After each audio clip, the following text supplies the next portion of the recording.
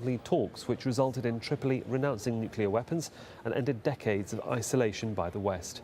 He advocates political and economic reform. As a result, he's clashed with conservatives, including members of his own family, and the government has restricted activities of two newspapers that he's involved with. Now, Saif is regularly tipped to take over from his father, but he's renounced formal politics in the past. Let's take a listen now to how he described those responsible for the uprising against his father. There were mistakes on both sides. Police, and especially the unprepared army, made mistakes. And of course, we have people who were angry, and they had the right to be angry because they suffered deaths. There is an Islamic group with a military agenda, and they want their own system. And there were others, including people on drugs, people who were curious, and others who got excited by it. They were all just being used. So there are many different groups that have different interests in Libya. It is clear there are those who want to rule and become emirs or rulers themselves. This is high treason. And then there are our Arab brothers watching from their comfortable chairs, drinking coffee and helping us Libyans burn and destroy our country. We are the losers, not them. Let's take a listen to some other reports coming in from protesters on the ground. Earlier I spoke to Moftar, who's been demonstrating in Benghazi. I asked him who's in charge of the city. Young people in charge of in the city right now, and they are doing just fine. I mean, they are directing traffic and keeping peace and advising people to be united. There are still sitting in the front of the courthouse, and there are some elders in that courthouse, and I think they are debating what to do next step. Well, of course, you were at the courthouse earlier in the day. We saw pictures just a few moments ago, many people out there. Where are the security forces? Where is the military in all of this? There is no security forces. There are no military. I mean, the military, which is the special forces which attacked the barracks, Gaddafi's barracks, a lot of them died in the confrontation, and a lot of them still around. You know, they are united with the people. Rama is an activist in the capital, Tripoli. She told us about the government crackdown there. Yesterday in the afternoon, in the Green Square, there's been riots breaking off. We were informed that there are sniper shooters on the rooftops ready to shoot anybody who does any suspicious movements from the anti-government. Also yesterday in front of the main Tripoli courthouse, there was a peaceful protesting going on, anti-government. My father has attended, and he went merely to the courthouse to make a claim that he's been running after for 3 years since he's been in this country. He's an American citizen and now has been detained by the police department. His name is Jibani, and we need help from the American embassy. We need anybody to help us out. We haven't heard anything from him since yesterday. That's the news so far. Now, we're also hearing reports that a second Libyan diplomat has quit. The country's ambassador to India says he's now resigned in protest at the government's crackdown on protesters. It follows Libya's envoy to the Arab League, who's also stepped down. Now, foreign workers have been attacked by protesters in the Libyan capital, Tripoli. South Korea said 3 of its nationals were injured when the Libyans stormed a construction site overnight. At least one Bangladeshi was also believed to have been injured.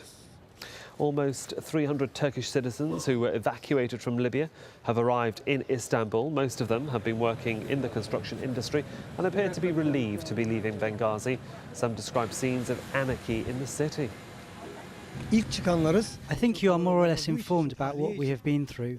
The experience that we had in Libya cannot be told, it could only be lived. Our construction site was ransacked by local people on Saturday night at about 3:15 in the morning.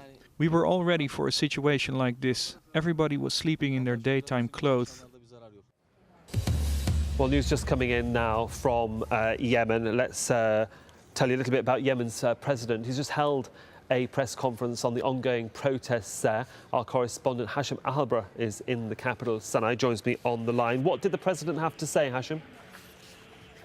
Suhail, it was a very brief press conference with international media. However, President Saleh says that the problem with the opposition that whenever he offers concessions, they raise their demands, and he made it clear regime change is unacceptable in Yemen. He described the pro-democracy momentum which is building up in Yemen as a contagious disease that started from Tunisia and which is spreading in the Arab world. And he said, I would love to describe it as a flu. It's a flu. Somebody sneezes and everybody catches the flu. He invited all the opposition and the pro-democracy protesters for a live televised debate, and for everybody to bring forward his own demands and to show the Yemenis who's right and who is wrong. When I asked him about his response to the proposal of the idea of a national unity government that has been advanced by the clerics of Yemen, he said that I'm ready for that. I can even appoint a member of the opposition as a prime minister, but I'm pretty much sure that he won't be able to run the country. So he was very defiant. He's saying that we will never allow people to impose their own agenda of change by going to the streets.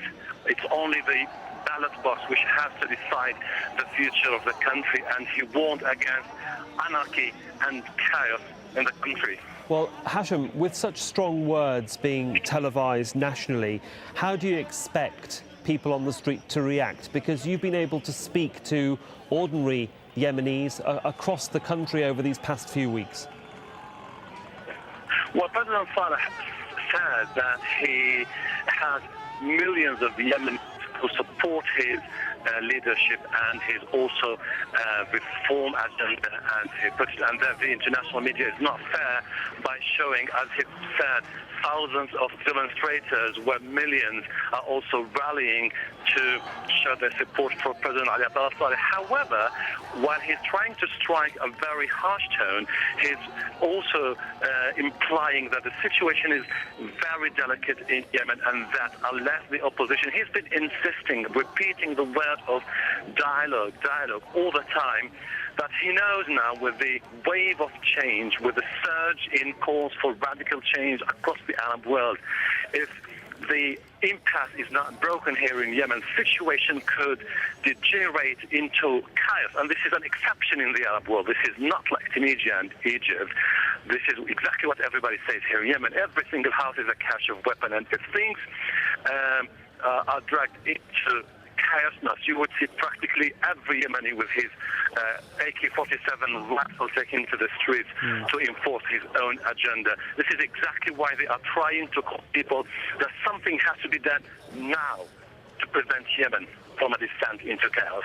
Of course, Hashim, thanks very much for bringing us up to speed on exactly what the President's just said. Breaking news coming out of Yemen, and of course breaking news now coming out of Sudan. We're hearing reports that the country's President, Omar al-Bashir, will not stand at the next election. Now that's according to a senior official from the country's ruling party. The next presidential elections are due in 4 years' time. Al-Bashir won by a landslide.